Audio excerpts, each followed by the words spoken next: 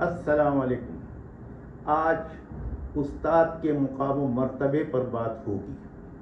وہ استاد 5 اکتوبر کو ہم جس کا دن مناتے ہیں، اور 5 اکتوبر کو ہم اس کی خدمت میں اتنے سلام پیش کر دیتے ہیں کہ اگلے سال 5 اکتوبر تک وہ اپنا سر جھکا کر چلتا ہے۔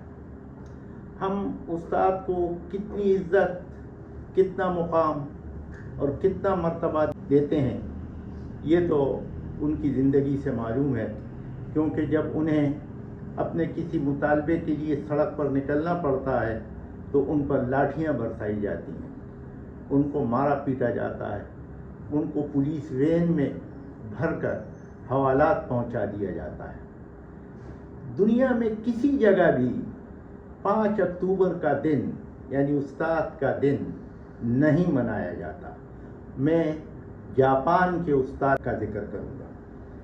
جاپان میں جاپان ایک ایٹم زدہ ملک ہے، لیکن وہاں پر استاد اپنے شاگرد کی پوشیدہ صلاحیتوں کی تربیت کرتا ہے۔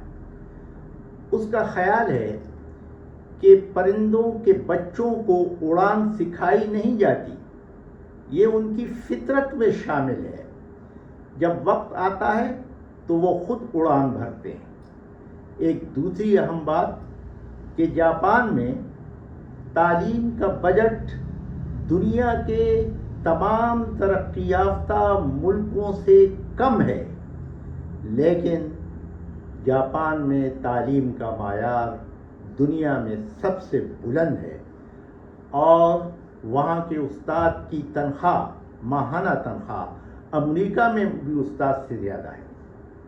اس سے آپ اندازہ لگا سکتے ہیں کہ جاپان میں استاد کا کیا مرتبہ اور مقام ہے۔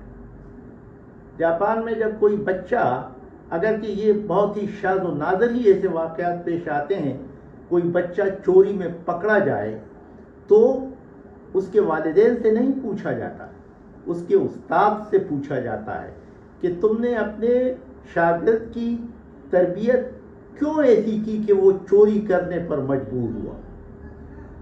جاپان میں 5 اکتوبر کا دن نہیں منایا جاتا۔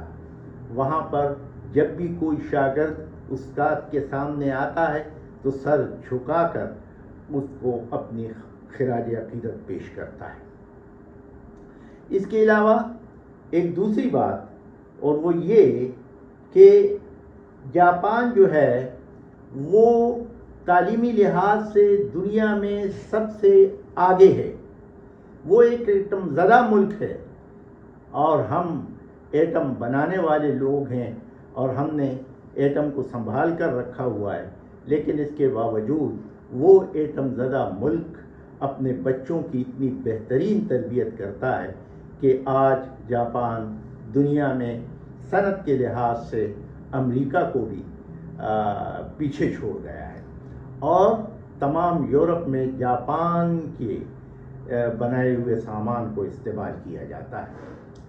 چنانچہ ہمیں چاہیے کہ ہم استاد کا دن منانے کے بجائے استاد کی عزت و احترام پر توجہ دیں، معاشرے میں اس کو اس کا مقام دیں، اس کی جو زندگی بسر کرنے کے لیے سہولتوں کی ضرورت ہوتی ہے، ہم بغیر کسی احتجاج کے، بغیر کسی سڑکوں پر نکلنے کے اسے اس کی وہ سہولتیں فراہم کر دیں، تاکہ وہ اطمینان سے اپنے شاگردوں کی تربیت کر سکیں۔ تو یہ ایک بات جو میں آپ کی خدمت میں پیش کرنا چاہتا تھا وہ یہی تھی کہ استاد کی عزت کیجیے، اس کو معاشرے میں احترام دیجیے، کیونکہ تعلیم ہی کسی ملک کی ترقی کے لیے بنیادی نقطہ ہے، اور تعلیم ہی کی بنیاد پر ایک ملک ترقی کرتا ہے۔ صرف شاگردوں کی تعداد بڑھانا نہیں ہے، استاد کا عزت و احترام بھی ان کو ایک اہم مقام دینا بھی ضروری ہے۔ شکریہ۔